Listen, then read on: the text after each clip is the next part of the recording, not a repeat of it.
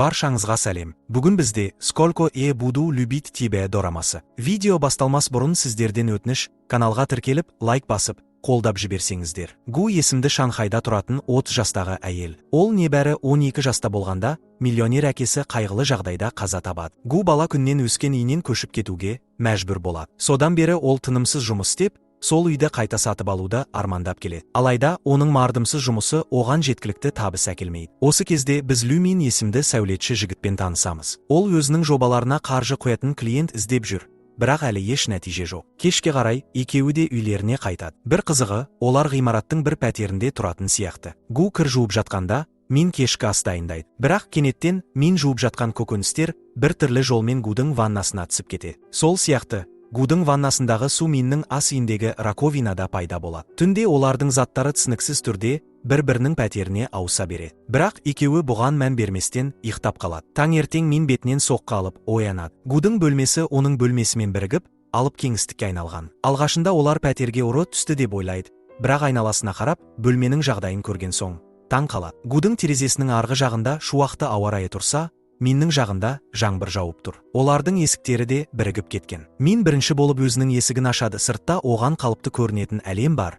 Бірақ Гу үшін бұл таңғаларлық нәрсе. Мин 1999 жылы өмір сүріп жатқанын, әрі ол кезде небәрі 25 жаста екенін түсінеді. Гу тез арада өз есігін ашады. Енді бұл жолы Мин 2018 жылдың заманауи әлемін көріп, қатты таң қалады. Осылайша олардың бір пәтерде тұрғанымен, екі түрлі уақытта өмір сүріп жатқаны белгілі болады. Бірақ қалайша олардың әлемдері бірігіп кеткені түсініксіз. Гу түс көріп тұрғанын тексеру үшін Миннің бетін тағы да шапалақпен тартып жібереді. Бірақ ауырсыну шынайы екені анықталады. Олар есікті бір уақытта ашып көреді. Нәтижесінде пәтер одан әрі бірігіп кетеді. Бір қызығы, олар бір-бірінің есігін жеке ашуға қауқарсыз, тек екеуі бір мезетте қимылдағанда ғана өте алады. Осы кезде Гу маңызды нәрсені байқайды. Мин өмір сүріп жатқан 1999 жылы. Оның әкесі әлі тірі. Гу тез арада бала күнде тұрған үйіне қарай жүгіреді. Ол әкесінің жанында ойнап жүрген кішкентай өзін көреді. Бұл көрініс оны қатты толқытады.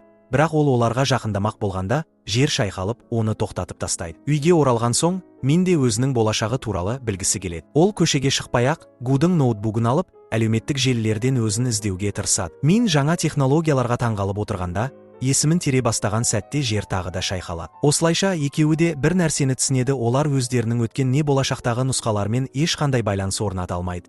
Өйткені бір адам бір уақытта екі рет өмір сүре алмайды. Түнде Гу телефоннан музыка қосып, дауыстық көмекші арқылы тамаққа тапсырыс береді. Мин үшін бұл керемет жаңалық, жаңа технологиялар оның ақылына сыймайды. Келесі көріністе бай кәсіпкерлер мен ғалымдар өлшемдер арасындағы өзгерістер туралы жиын өткізіп жатыр. Ғалым жоғалып кеткен ұшақтың мысалын келтіріп, оның уақыт пен кеңістікті жарып өтіп, бастапқы орнына қайтып оралғанын дәлелдейді. Оның зерттеуіне сәйкес, қалада екі өлшемнің бірігу процесі жүріп жатыр. Енді оларға тек дәл координаттарды табу керек. Кәсіпкер бұл құбылысты пайда табу үшін пайдаланғысы келеді. Біз оның жүзін көрмейміз, бірақ оның осы зерттеулерге қаржы құйып жатқанын түсінеміз. Түнде Гу мен Мин ұйықтай алмайды. Гу әкесінің қазасы туралы айтып, оның өміріне қалай әсер еткенін еске алады. Ол әкесінен тек кілттер салынған сақина ғана қалғанын айтады. Өйткені үй мен бар мүлкі қарыз жинаушылардың қолына өткен. Келесі күні олар әдеттегідей өз әлемдерінде өмір сүруді жалғастырады. Гу бай күйеу іздеп жүр, оған үйді сатып алып беретін ер адам керек. Осы мақсатта ол бірнеше жігітпен кездесуге барады. Бірақ әзірге оның алтын қазушы армандарын жүзеге асыратын ешкім табылмай жатыр. Ол тағы бір кездейсоқ кездесуге барады. Жігіт оған қатты қызығып тұрғандай көрінеді. Ол Гудан қарым-қатынастан не қалайтынын сұрағанда,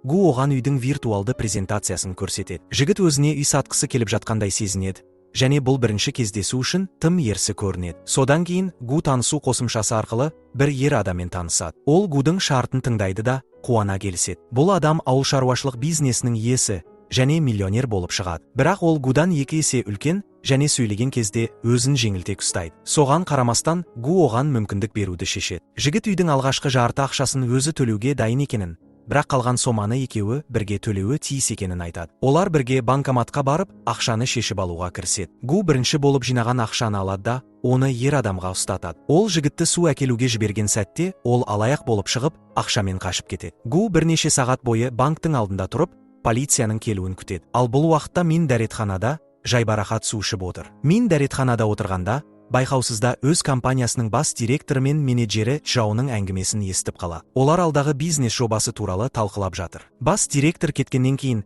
Чжао оның барлық ақшасын ұрлап, оны банкрот етуді жоспарлап отырғанын ашық айтады. Бірнеше секунд өткен соң ол өздерінің әңгімесін біреу тыңдап отырғанын байқайды да Минді дәретханадан сүйреп шығара. Оны үндемеуге мәжбүрлеу үшін Чжао Минге оның бизнесіне қажет ақшаны қарызға беруге ұсыныс жасайды. Мин бұл туралы ойлануға уақыт сұрайды. Кейін сол күні Мин Чжаоның кеңсесіне барады. Чжао оны жұмыстан шығармақшы, өйткені Миннің Чжаоның жоспары туралы ешқандай дәлелі жоқ екенін түсінеді. Бірақ Мин өзін қорғаудың орнына бастығының банкрот болуын уайымдап отыр. Чжао оның бұл әрекетін ақымақтық деп санайды, және басқалар үшін алаңдағанша өз пайдаңды ойлауың керек деп оны мазақтайды. Келесі күні Гу зергерлік дүкендегі жұмысында жүріп, балалық шақтағы ең жақын досы Сяо Емен кездесіп қала. Гу өзін бай клиент ретінде көрсеткісі келеді, өйткені Сяо миллионерге тұрмысқа шыққан. Қыздар біраз сөйлеседі, ал Гу осы уақыт бойы бар болғаны қиялындағы миллиардер күйеуі туралы өтірік айтып отыра. Алайда оның бұл өтірігі өзіне қарсы шығады. Сяо екі жұпқа арналған кешкі ас ұйымдастырады. Гу бұл кездесуге Минді ертіп баруы керек. Ол оған жалға алынған қымбат костюм кигізіп кешкі асқа апарады. Бастапқыда бәрі жақсы өтеді, бірақ көп ұзамай Мин ішіндегі мұзы бар стақаннан тікелей ішіп, костюмінің жалға алынғаны туралы белгісі көрініп қала. Оның үстіне ол өзін шқо зерттеушісімін деп таныстырады. Кештің соңында Гудың $1 миллион тұратын қолдан жасалған алмазы пешке түсіп кетіп, еріп кетеді. Гу үйге жылап қайтады, ал Мин оны жұбатуға тырысады. Олар бірге теледидар қарап отырғанда, лотерея билеттері туралы бағдарлама олардың назарын аударады. Келесі күні олар 1999 жылғы лотереяның жеңімпаз нөмірлерін жинап, сол жылғы билет сатып алады. Нәтижелер жарияланбай жатып ақ, екеуі болашақта миллионер болатынына сеніп, қуанышпен тойлай бастайды. Гу Минді кездесуге алып барады. Олар бірге виртуалды ойындар ойнап, қаланы аралап, кешке барға барады. Екеуі ақшалары жоқ екенін ұмытып, тым көп ішімдікке тапсырыс береді. Гу мейрамханаға қымбат сөмкесін кепілге қойып, ақшаны ертең қайтаратынын уәде етеді. Таңертең олар бір төсекте оянады. Бұл лотерея нәтижелері жарияланатын күн. Олар елеңдеп күтеді, және шын мәнінде ұтып алғанын көріп, қуаныштары қойнына сыймай кетеді. Бірақ бұл қуаныш ұзаққа созылмайды, олардың билетіндегі нөмірлер бір сәтте ғайып болады. Сол кезде ғана екеуі болашаққа еш әсер ете алмайтындарын түсінеді. Бірақ бұл жағдайда олардың тағдырлары не үшін тоғысты? Гу мейрамханадағы сөмкесін қайтарып ала алмай, ашулы күйде үйіне қайтады. Жолда олар ұрсып, бір-біріне ауыр сөздер айтып жатады. Кенеттен олар Миннің бетін алып тұрған алып билбордты байқайды. Осы сәтте белгілі болады, 2018 жылы Мин есімін Си деп өзгертіп, Қытайдағы ең ірі құрылыс магнаттарының біріне айналған. Оның миллиондаған долларлық компаниясы бар, және дәл қазір жақын маңда баспасөз конференциясын өткізуге дайындалуда. Мин өзінің болашағын көріп, таңғалады. Ал бірнеше секунд бұрын онымен ұрсып жатқан Гу енді кенеттен оған жылы сөйлей бастайды. Мин конференцияға барып, өзінің болашақ нұсқасы Си мен алғаш рет бетпе-бет кездеседі. Алайда осы кездесудің салдарынан жер сілкінісі басталып, конференция тоқтатылады. Си бірден жағдайды түсінеді. Өйткені кенеттен басына жаңа естеліктер қосылады. Миннің қолы жарақаттанып, оның тыртығы Сидің қолында да пайда болады. Демек, Миннің жасаған кез келген әрекеті оның болашағына тікелей әсер етеді. Көп ұзамай, өлшемдер арасындағы портал арқылы пайда тапқысы келген бизнесменнің өзі Си екені белгілі болады. Ғалымның айтуынша, Мин Гумен кездеспеген кездегі қалпына оралуы керек, өйткені жаңа естеліктер оның болмысына әсер етіп, болашақтағы Сиді өзгертіп жібере. Келесі күні Мин Чжаоға отставкаға кететіні туралы хат тапсырады. Өйткені ол болашақта бәрібір табысқа жететінін біледі, сондықтан Чжаоның ақшасын алғысы келмейді. Сол күні Си Гудың жұмысына келіп, оны кездесуге шақырады. Ол Гуға өткенімде сен маған жақын болдың, сондықтан саған қамқорлық жасағым келеді деп түсіндіреді. Мин мен Си бір адам, бірақ Гу өзін Минмен бірге болғандай жайлы сезіне алмайды. Олар қымбат мейрамханаға барады, бірақ атмосфера тым суық әрі ресми. Сондықтан Гу бұл кездесуді мүлде ұнатпайды. Кеш соңында Си одан Миннен алшақ болуын сұрайды.